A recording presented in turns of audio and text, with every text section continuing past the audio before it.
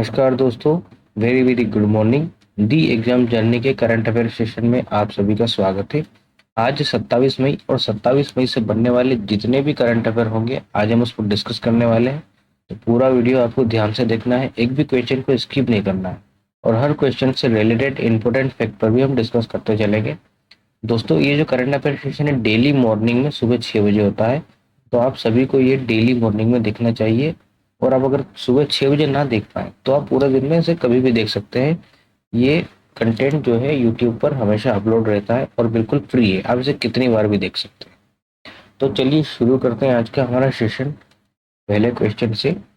पहला प्रश्न है हमारा, भारतीय नौसेना के किस लड़ाकू विमान ने आईएनएस विक्रांत पर प्रथम बार रात में लैंडिंग करके एक महत्वपूर्ण उपलब्धि प्राप्त की है? तो दोस्तों, ये जो विमान वाहक पोत है आईएनएस विक्रांत, इस पर रात में लैंडिंग की गई है, तो वो लड़ाकू विमान कौन सा है? इस क्वेश्चन का सही जवाब क्या है? अगर आपको भी किसी क्वेश्चन का सही जवाब पता है तो आप कमेंट बॉक्स में उसका आंसर देते चलिए। इस क्वेश्चन का सही जवाब है MiG-29K। ऑप्शन सी इस क्वेश्चन का बिल्कुल सही जवाब होगा। आइए कुछ इंपॉर्टेंट फैक्ट पर बात कर लेते हैं। भारतीय नौसेना ने 24 मई 2023 को MiG-29K की आईएनएस विक्रांत पर प्रथम बार रात में लैंडिंग करके एक महत्वपूर्ण उपलब्धि हासिल की है। तो वर्तमान में आईएनएस विक्रांत अतिशीघ्र युद्ध के लिए तैयार स्थिति प्राप्त करने के लिए रोटरी विंग और फिक्स्ड विंग विमान के साथ हवाई प्रमाणन और उड़ान एकीकरण परीक्षण पर है। इन परीक्षणों के भाग के तहत MiG-29K और स्वदेशी एलसीए नौसेना की पहली लैंडिंग 6 फरवरी 2023 को हुई थी। इसके बाद से भारतीय नौसेना के सभी हेलीकॉप्टरों के दिन और रात में लैंडिंग परीक्षणों में प्रगति हासिल की गई है। अब ये बात है MiG-29K की, तो MiG-29K के बारे में कुछ बात करते हैं। यह किसी भी मौसम में उड़ान भरने में सक्षम है। यह जेट आईएनएस विक्रांत के लड़ाकू बेड़े का एक हिस्सा है। यह जो विमान है, लड़ाकू विमान, ये ध्वनि की दोगुनी रफ्तार 2000 किलोमीटर प्रति घंटा की रफ्तार से उड़ान भर सकता है। यह अपने वजन से 8 गुना अधिक भार वहन करने में सक्षम है। यह 65,000 फीट की ऊंचाई पर उड़ान भर सकता है। अब आईएनएस विक्रांत के ऊपर भी कुछ डिस्कस कर लेते हैं। देश के पहले स्वदेशी रूप से डिजाइन और निर्मित किए गए विमान वाहक पोत आईएनएस विक्रांत, जो कि 4 अगस्त 2021 को अपनी पहली यात्रा के बाद व्यापक समुद्री परीक्षणों को पूरा किया है, जिसे प्रधानमंत्री की उपस्थिति में 2 सितंबर 2022 को भारतीय नौसेना में शामिल किया गया है। इसका निर्माण जो है मेसर्स कोचिन शिपयार्ड लिमिटेड द्वारा किया गया है। इस क्वेश्चन से इतनी जानकारी मिलती है। आइए क्वेश्चन ऑफ डे पर बात करते हैं। डेली देखो दोस्तों, हम आपसे एक क्वेश्चन पूछते हैं, इसका आंसर आपको कमेंट बॉक्स में देना होता है। तो आज का क्वेश्चन है, सबसे कठोर पदार्थ कौन सा है? तो आपको बताना है हीरा, पत्थर, कोयला या लोहा। इनमें से सबसे कठोर पदार्थ जो भी है आप कमेंट बॉक्स में बताइए। तो चलिए आगे बढ़ते हैं अगले क्वेश्चन की ओर। हाल ही में किस बैंक द्वारा डिजिटल ऑनबोर्डिंग प्लेटफॉर्म सारथी लॉन्च किया गया है? तो इस क्वेश्चन का सही जवाब क्या होगा? ऑप्शन है एक्सिस बैंक। एक्सिस बैंक इस क्वेश्चन का बिल्कुल सही जवाब है। ये कुछ इंपॉर्टेंट फैक्ट पर बात करते हैं। एक्सिस बैंक ने व्यापारियों के लिए इलेक्ट्रॉनिक डेटा कैप्चर या पॉइंट ऑफ सेल पीओएस टर्मिनलों को अपनाने की प्रक्रिया को सरल बनाने के उद्देश्य से एक क्रांतिकारी डिजिटल ऑनबोर्डिंग प्लेटफॉर्म सारथी लॉन्च किया है। आपको याद रखना है, सारथी के साथ व्यापारी एक सहज अनुभव सुनिश्चित करने हेतु केवल 4 सरल चरणों में ऑनबोर्डिंग प्रक्रिया को पूरा कर सकते हैं। इसकी खासियत है कि आवेदन को तेजी से प्रोसेसिंग करके रियल टाइम डेटाबेस जांच करना, अपनी सुविधा अनुसार व्यापारी की जानकारी को प्रमाणित करने के लिए लाइव वीडियो का सत्यापन भी करना, और यह फील्ड वेरिफिकेशन की प्रक्रिया को समाप्त करता है, जो तुरंत निर्णय लेने में मदद करता है। अब बात है एक्सिस बैंक की, तो एक्सिस बैंक लिमिटेड भारतीय निजी बैंक है। इसका मुख्यालय मुंबई महाराष्ट्र में है और एक्सिस बैंक की स्थापना 3 दिसंबर 1993 को हुई थी। इस क्वेश्चन से हमें इतनी जानकारी मिल जाती है। अब बढ़ते हैं अगले क्वेश्चन की ओर। जहाज डिजाइन और निर्माण उद्योग की चुनौतियों का सामना करने के लिए इनोवेशन नर्चरिंग स्कीम इस सार्वजनिक क्षेत्र के उपक्रम द्वारा शुरू की गई है। इस क्वेश्चन का सही जवाब होगा option C, Garden Reach Ship Builders and Engineers limited.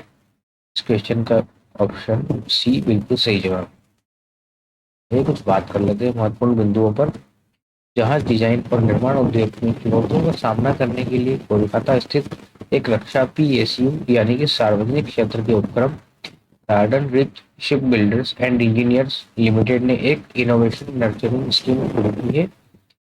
GRSE accelerated innovation nurturing scheme 2023 का उद्देश्य बड़ी संख्या में विचारों को उत्पन्न करना और दो चरण प्रक्रिया के माध्यम से उनके विकास का समर्थन करना होता है। Tata ship Builders and Engineers limited के बारे में कुछ पॉइंट्स पर बात करते हैं।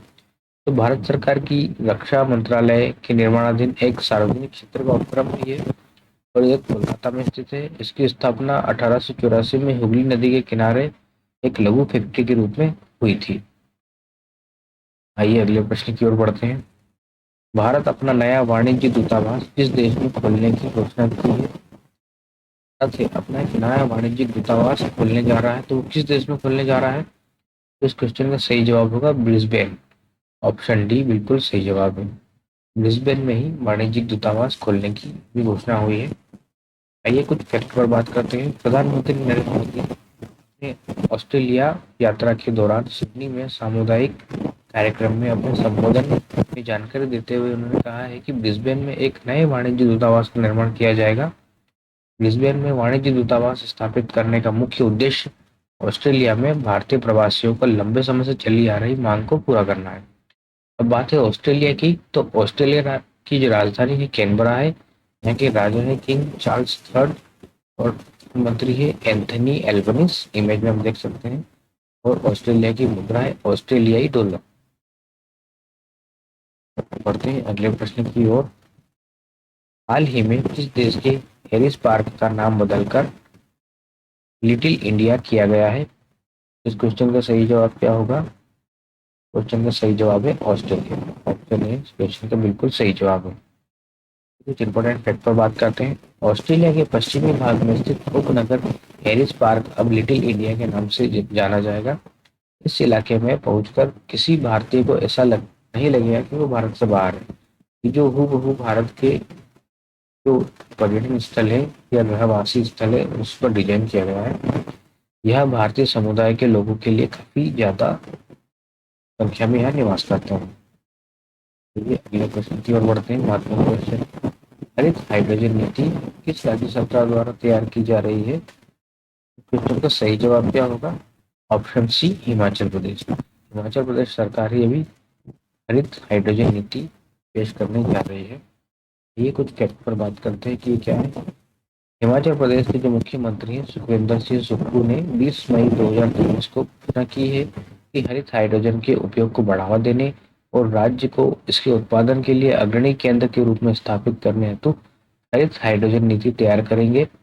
प्रदेश सरकार ने हरित हाइड्रोजन के उत्पादन के लिए इंडियन ऑयल लिमिटेड के साथ एक समझौता ज्ञापन पर हस्ताक्षर किया है। अब बात है हिमाचल प्रदेश की, तो हिमाचल प्रदेश के मुख्यमंत्री कौन है? सुखविंदर सिंह सुक्खू, इमेज में आप देख सकते हैं। और हिमाचल प्रदेश की राजधानी, दो राजधानी है दोस्तों। तो ग्रीष्मकालीन राजधानी होती है शिमला और शीतकालीन राजधानी है धर्मशाला। और यहाँ के राज्यपाल हैं शिव प्रताप शुक्ला। हिमाचल प्रदेश का गठन 25 जनवरी 1971 में हुआ था और हिमाचल प्रदेश की विधानसभा सीटें 68। आइए अगले क्वेश्चन की ओर बढ़ते हैं। हाल ही में भारत ने किस देश के साथ शिक्षा और कौशल विकास पर कार्य समूह की शुरुआत की है? क्वेश्चन का सही जवाब होगा ऑप्शन डी अमेरिका। अमेरिका के साथ ही भारत ने अभी शिक्षा एवं कौशल विकास पर कार्य समूह की शुरुआत अभी की है। बढ़ते हैं अगले क्वेश्चन की ओर। हाल ही में एपेक्स यूनिवर्सिटी जयपुर ने किस अभिनेता को मानद उपाधि प्रदान की है? इस क्वेश्चन का सही जवाब होगा सोनू सूद। इमेज में आप देख सकते हैं इन्हें। इन्हें ही यूनिवर्सिटी जो कि जयपुर में है, एपेक्स यूनिवर्सिटी ने मानद उपाधि से सम्मानित किया है। आइए अगले क्वेश्चन की ओर बढ़ते हैं। इस राज्य की सरकार ने 10 गोवंश वन विहार स्थापित करने की घोषणा की है? महत्वपूर्ण क्वेश्चन है। इस क्वेश्चन का सही जवाब होगा ऑप्शन सी मध्य प्रदेश। आइए कुछ इंपॉर्टेंट फैक्ट पर बात कर लेते हैं। अंग्रेजों के समय से संचालित होने वाले गो सदन को मध्य प्रदेश सरकार शुरू करने जा रही है। इसका नाम गोवंश वन्य विहार होगा। इसे 10 वन्य विहार शुरू किए जाएंगे। इस तरह के जो 10 वन विहार भी शुरू किए जाएंगे। यह जंगल से जुड़ी राजस्व भूमि में होंगे, जिससे गोवंशीय पशुओं को चरने के लिए जंगल में छोड़ा जा सकता है। अब बात है मध्य प्रदेश की, तो मध्य प्रदेश की राजधानी है भोपाल। मध्य प्रदेश के सीएम है शिवराज सिंह चौहान और मध्य प्रदेश के राज्यपाल है गंगूभाई छगन भाई पटेल, इमेज में आप देख सकते हैं। और मध्य प्रदेश का गठन 1 नवंबर 1956 को हुआ था। और मध्य प्रदेश की लोकसभा सीटें 29 और राज्यसभा सीटें 11। अगले प्रश्न की ओर बढ़ते हैं। पार्टीशनेट फ्रीडम पुस्तक किसने लिखी है? सही जवाब क्या होगा? Option C, Ram Madhav. राम माधव जी ने ही भी पार्टीशनेट फ्रीडम पुस्तक लिखी है। दोस्तों आज की वीडियो का ये था अंतिम क्वेश्चन से। अब मिलते हैं अगले वीडियो में नए क्वेश्चन के साथ। अगर आपने अभी तक चैनल को सब्सक्राइब नहीं किया तो सब्सक्राइब जरूर कर दीजिए, और अगर आपको वीडियो अच्छा लगा है तो अपने स्टडी ग्रुप्स में भी इसे शेयर कर दीजिए। और डेली करंट अफेयर सेशन आप देखना ना भूलें। दिन में आप कभी भी देख सकते हैं, ये हमेशा अपलोडेड रहता है और बिल्कुल फ्री है, फ्री ऑफ कॉस्ट है। आप इसे कभी भी कितनी भी बार देख सकते हैं। तो चलिए दोस्तों, आपसे मिलते हैं अगले वीडियो में। Thanks for watching.